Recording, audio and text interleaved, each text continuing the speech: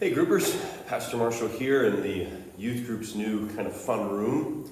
I hope that you're ready to have fun with small group. Here's a fun subject. I started my message by talking about the darkest times in our lives, maybe the roughest times in our lives.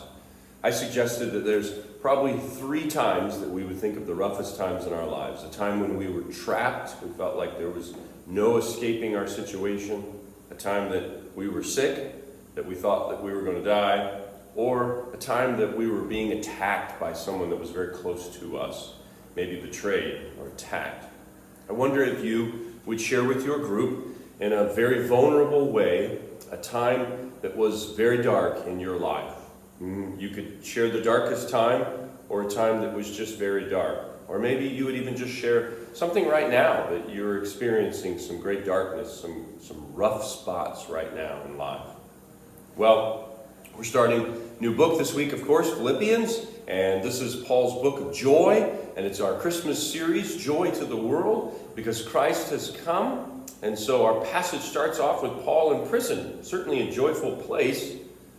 Paul is in prison still, Paul is in prison again. Well, he says that even though he's in prison, even though he's in chains, the gospel is moving forward. This is my question. How does the gospel advance when Paul is in prison? What does he say is allowing it to advance? Second question. Starting with verse 15, Paul talks about some preachers with bad motives. Question A, what were their bad motives? What were these preachers' bad motives? B, have you in your church life ever experienced a preacher that had these kinds of bad motives? What were these preachers trying to do to Paul? And then, finally, in your church life, have you ever seen preachers try to do that to another preacher in ministry? Well, where do you think that we should draw the line on bad preachers? Should we draw the line on just as long as they share Christ, that they're safe? Or should we have a narrower focus? Where should we draw the line on preachers? And then, the next question. Why is Paul so eager to die? Do you agree with Paul's line of reasoning in this passage? He's just ready to go. Do you agree with that? Do you right now sincerely desire to depart and be with Christ? I hope that you'll admit that this is something that you struggle with. It's something that I struggle with. I'm in a wonderful place in my life. I love my ministry here at the church.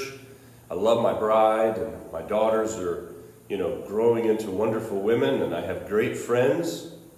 I'm not eager to run away from all of that. But then to be with Christ, I just can't even imagine because of how wonderful it is to be a Christian, and that's only just a small fraction. I see only in a veil, and someday we'll see completely. I wonder about you. Do you desire right now to depart and be with Christ? Well, finally, in verse 23, what happens when a Christian dies? According to verse 23, what happens when a Christian dies? Every week, we just spend a little time talking about our application. And so our application this last week was the difference between happiness and joy. Happiness can come from our situations. If they are in Christ, then they can be joy. Happiness can come from our health. Ultimately, that is fleeting. Happiness can come from others. If they are in Christ, it's not fleeting. If your happiness is connected to Christ, then it's eternal. If your happiness is connected to this earth, then it's fleeting. So what in your life, that's what I was challenging you to think about. What in your life is happiness and what is joy? Joy comes from Christ. Well, I hope that you have a wonderful group, and I look forward to seeing you next weekend as we dig into Philippians chapter 2. God bless.